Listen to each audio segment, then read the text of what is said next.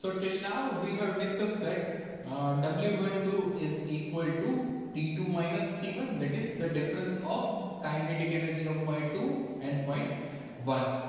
तो same kind of expression हम derive करेंगे for the potential energy, and then we will prove that for a conservative force field the total energy, that is sum of kinetic energy plus potential energy, is always constant. वहाँ पे जो energy है वो change नहीं होगी. Okay, so for that our starting point will be that integration close integration f dot dr is equal to constant. तो जो force field है वो कंजर्वेटिव है, तो क्लोज इंटीग्रल जो है वो 0 होगा. सो f dot dr is equal to 0.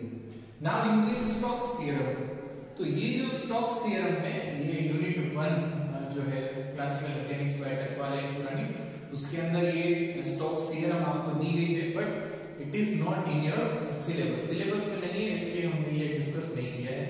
But if you want to refer you will find it in unit number 1.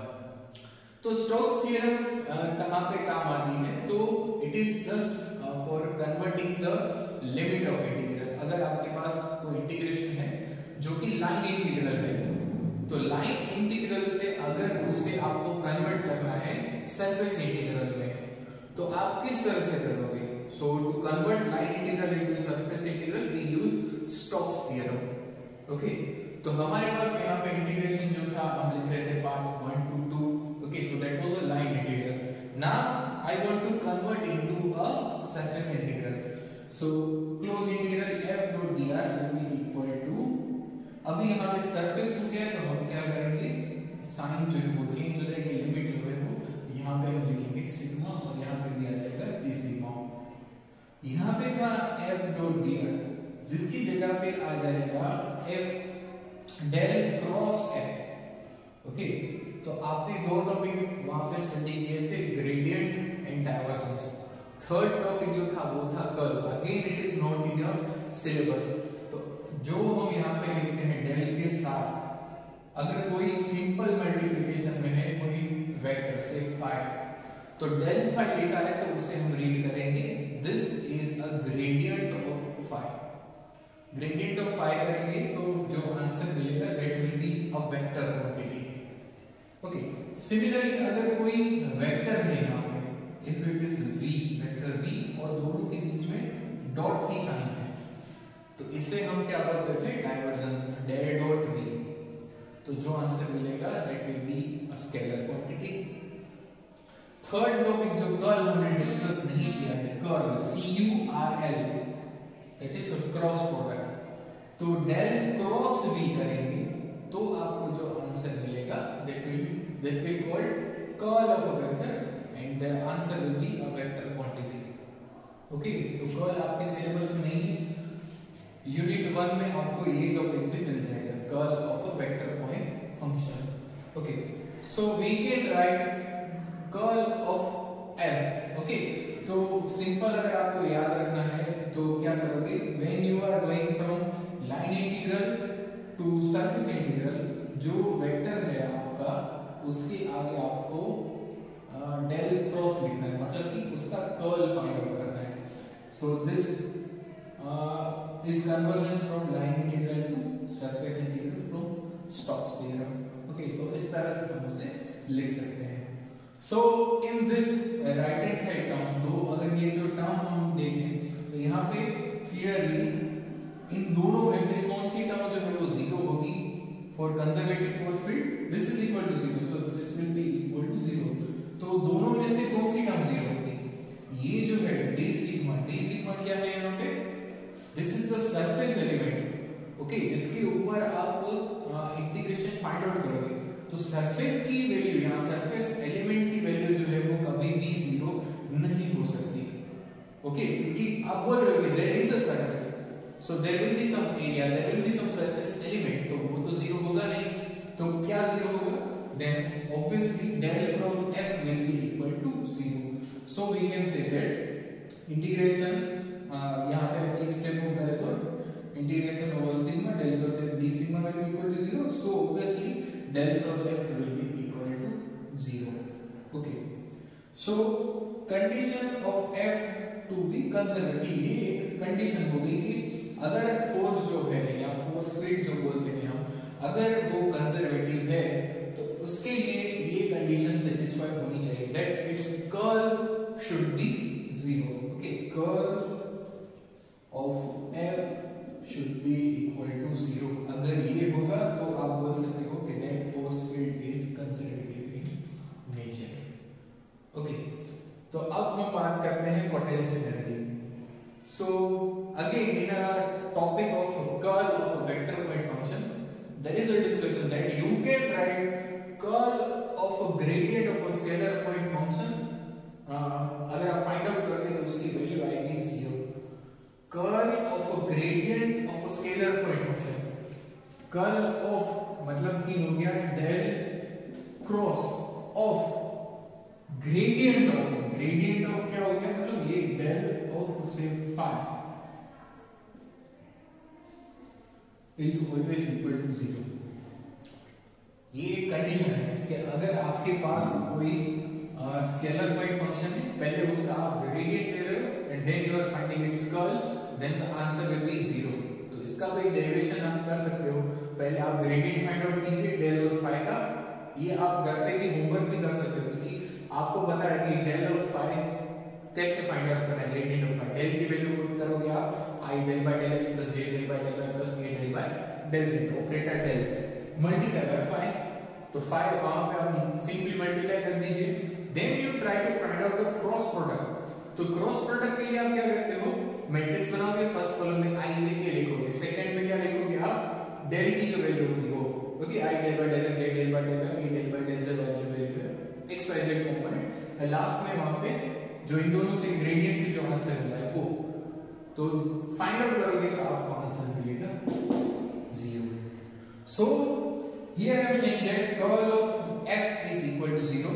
तो यहां पे f की जगह पे मैं क्या लिख सकता हूं, gradient of some scalar function equal to 0, क्योंकि मैंने बोला है कि और आपने प्रूव भी किया है कि curl of gradient of phi is equal to 0 और एनी स्केलर फंक्शन इज 0। तो इस क्वांटिटी को हम gradient of some other quantity, scalar quantity लिख सकते हैं, right. So we can write f is equal to minus gradient of v, और we can write minus del of v।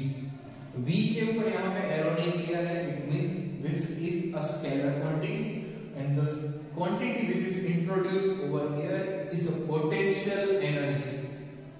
Okay, तो force is equal to minus del v, okay, minus grad v। Minus यहां पे क्यों लिखा है, because minus negative sign indicates that if force is increasing then v की value जो है वो डिक्रीज हो रही है। Okay, so now again same equation जो है उसे किस तरह से हम लिख सकते हैं, w12 का, so the work done will be integration f dot dr which will be equal to minus del of v dot dr। Minus del of v कहां से आ गया, बिकॉज यहां पर हमने ऊपर लिखा है that force is equal to minus del of v। Okay, तो यहां पे आ गया माइनस डेल ऑफ v। तो इसको इस टर्म को एक्सपांड करेंगे, डेल की वैल्यू को टर्म करेंगे तो हमें क्या मिल जाएगा, डेल की वैल्यू होती है i del by del x plus, okay, वो पूरा नहीं होगा तो वो वैल्यू पुट करोगे, v से आप उसे सिंपली मल्टीप्लाई करोगे और डॉट dr से आप क्या करोगे, डॉट प्रोडक्ट लेंगे, then you will end up with this. So this is nothing but a dv. Okay, change in v, change in potential energy in x, y and z direction. Okay, उसके partial derivative से multiply by its change in particular direction. So this is dv. And now what is the integration of dv? v. तो यहाँ पे integration करेंगे तो आ जाएगा v। फिर क्या करना है आपको, एक बार अपर लिमिट पुट करनी, दूसरी बार lower, so that will be v2 minus v1। But already यहाँ पे नेगेटिव साइन है तो w12 क्या हो जाएगा, it will be v1 minus v2। Okay, तो फर्स्ट हमने फाइंड आउट किया that w12 is equal to t2 minus v1 and now we are saying that w12 is equal to v1 minus v2। सो वहां पे भी हमने difference के form में लिखा था that work done is the difference of kinetic energy, and यहां पर लिख रहे हैं work done is the difference of potential energy। तो दोनों इक्वेशन को अब हम क्या कर सकते हैं, इक्वेट। तो उसके ऊपर से भी हमको मिल जाएगा total energy, kinetic energy plus potential energy, वो उसका सम क्या होता है, कांस्टेंट है कि नहीं। तो लास्ट दो इक्वेशन जो हमने लिखे, W12 is equal to T2 minus T1 and V1 minus V2। तो अगर हम उन दोनों को इक्वेट कर दें, ओके, तो हमें क्या मिल जाएगा, that T1 plus V1 is equal to T2 plus V2।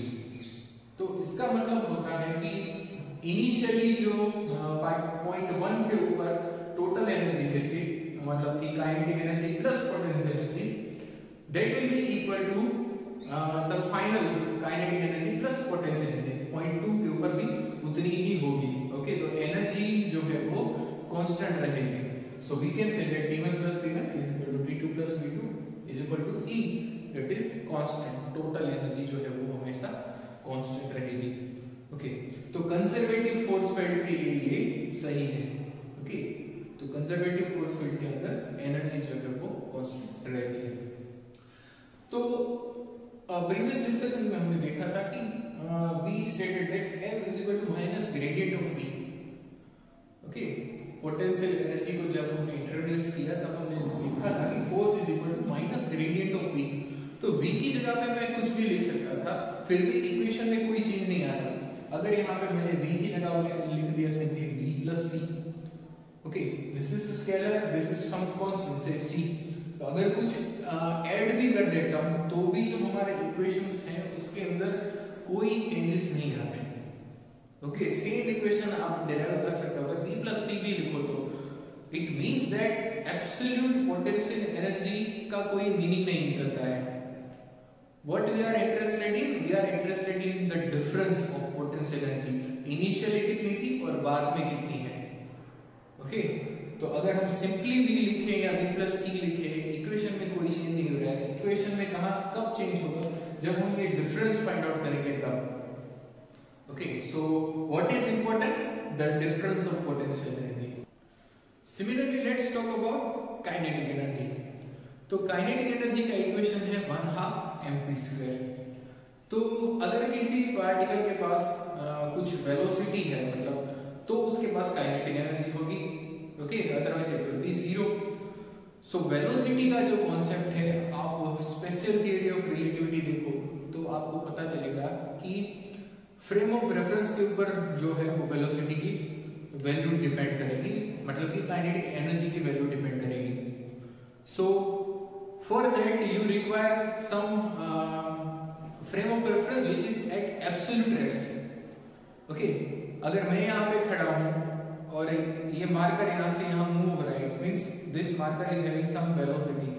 क्योंकि मैं स्टेडी हूँ with respect to my reference frame, I am saying that it is moving. Okay, but I am also moving. अगर हम किसी और प्लैनेट के ऊपर चले जाएं तो हम देखेंगे कि हम जो है, मतलब कि कुछ भी अर्थ के ऊपर जो भी है वो स्पिन भी कर रहा है continuously, as well it is revolving around the sun. ये डिस्कशन हमने न्यूटन्स लॉ के बारे में जब हम डिस्कस कर रहे थे तब भी मैंने आपको बोला था। तो कुछ भी रेस्ट पे नहीं है, everything in the universe is in motion.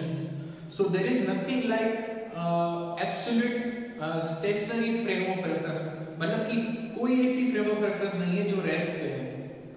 Okay, so there is no point to discuss that the kinetic energy is absolute. Okay, तो सिंगल अगर हम बात करते कि इतनी वेलोसिटी से ट्रैवल कर इतनी वेलोसिटी, बट वो इंपॉर्टेंट नहीं है हमारे लिए। अगेन इंपॉर्टेंट क्या है, the difference of kinetic energy, initially कितनी थी और अब कितनी है।